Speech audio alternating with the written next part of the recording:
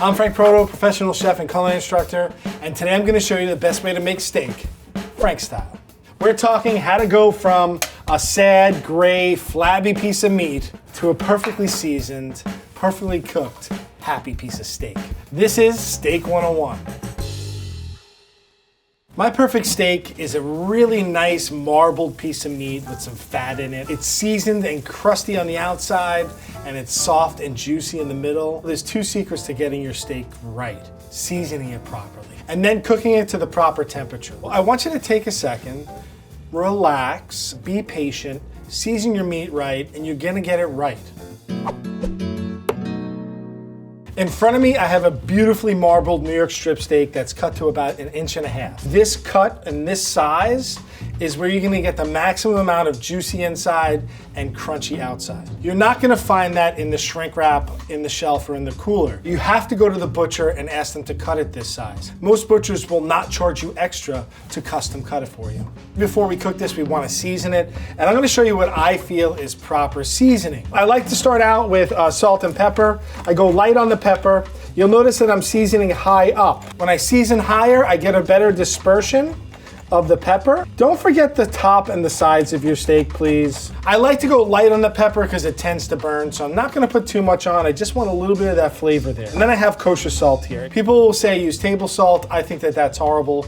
I think the table salt is too salty, believe it or not. So I get a nice handful of salt, go up high, and I wanna get a beautiful kind of like, it looks like a lightly snow-covered field. Make sure that we get all the sides. I'm gonna season the outside generously, but none of that salt gets inside the steak. So I'm gonna get a nice salty crust on the outside.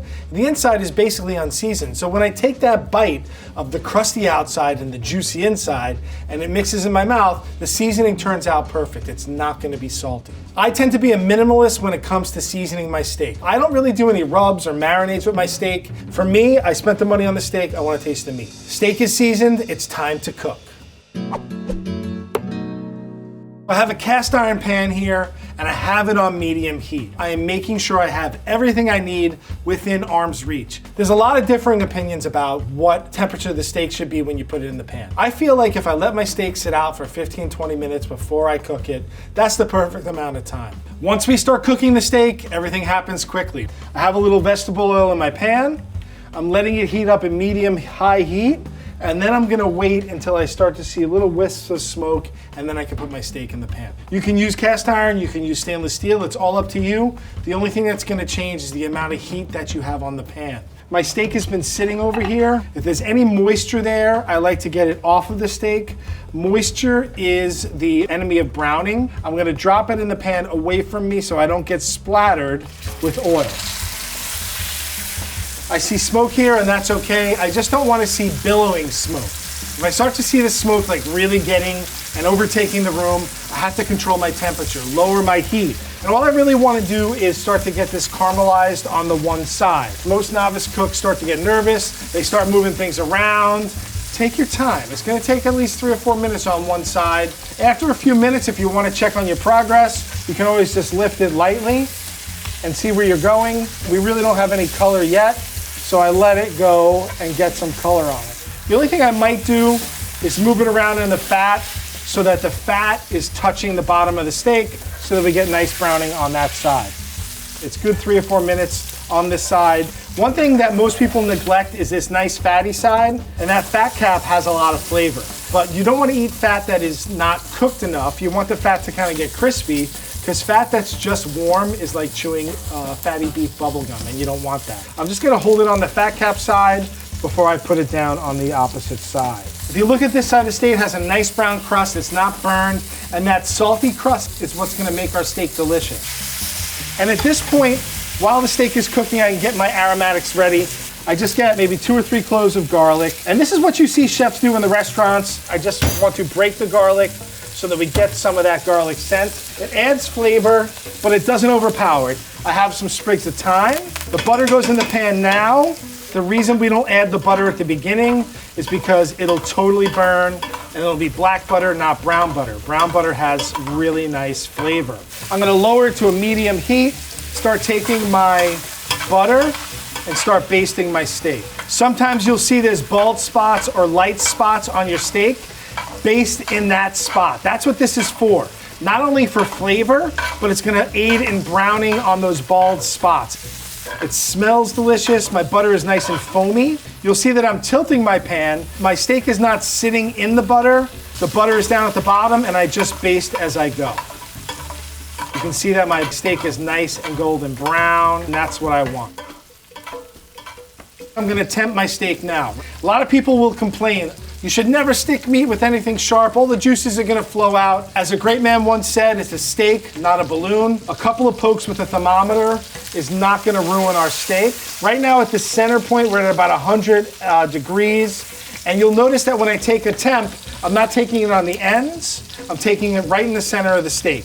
I'm not sticking into the fatty parts. Fat gets hotter faster than the meat does. For a finished medium steak, I want it to be about 140 degrees. Give it like another minute, and then I'm gonna take it out and let it rest. Let's take our steak out. It's golden brown on all sides. It's nice and crispy. We have a nice crust on it. We're gonna take it and put it on our rack to rest. We don't want the steak to sit in the juices. If it sits in its own juices, it's gonna steam in its juices. When the steak rests, the juices can drip off. We have to let it rest for about 5 to 7 minutes. If you don't let it rest, your steak is gonna be bleeding everywhere. All the juices are gonna run out and you're gonna have a dry steak. The other concept I like to talk about is carryover cooking. Even though it's on a resting rack, it continues to cook, right? And usually it cooks up about 5 more degrees. So if I want it to be about 145, I'm gonna take it out at 140 and let it rest. So we're gonna give this about 5 to 7 minutes to rest, and then we're gonna slice it and plate it up and eat it. My steak's been resting, but before I cut it, I wanna talk about a couple of tools that I have. This is just a standard plastic cutting board. It's got 2 separate sides you can work off of. This is a flat side, and the flat side is mainly for chopping. But what most people don't know is that the other side has this groove. And this is called a juice groove. It's actually for slicing meat. If any juice flows off of your meat, it gets caught here and it doesn't go all over your table. And then I have a slicing knife. You can tell a slicing knife because it has these little scallops in the side. A slicing knife has these scallops so that the meat won't stick to the knife. Without further ado, let's slice our steak. I got a nice plate. Now with certain cuts of steak, you have to be really mindful of how you slice it. With a cut like maybe a flank steak or a skirt steak, there is a very visible grain, a grain in which the muscle grows. And with those steaks, you want to cut across the muscle so the muscle fibers get really small. Whereas with a New York strip, it's kind of the top of the animal. It doesn't get used a lot, so it doesn't have a very defined grain. So you have to worry less about how you slice it. I'm just gonna slice it so that it looks good on the plate. So I'm gonna go at a nice steep angle. It's got some nice red juiciness going on. Love it. I use my knife as my spatula. And I'm just gonna kind of fan it out a little. We can see that it's still nice and juicy on the inside. Look at that. It's a little more on the medium rare side, but that's fine. Just a few thyme leaves around. And then I have a nice coarse sea salt. This is just to give it a little crunchiness. If you want, you can add a sauce now or have a sauce on the side. And this is how I cook the perfect steak at home. Time to taste. Let me get a nice slice off of the end over here.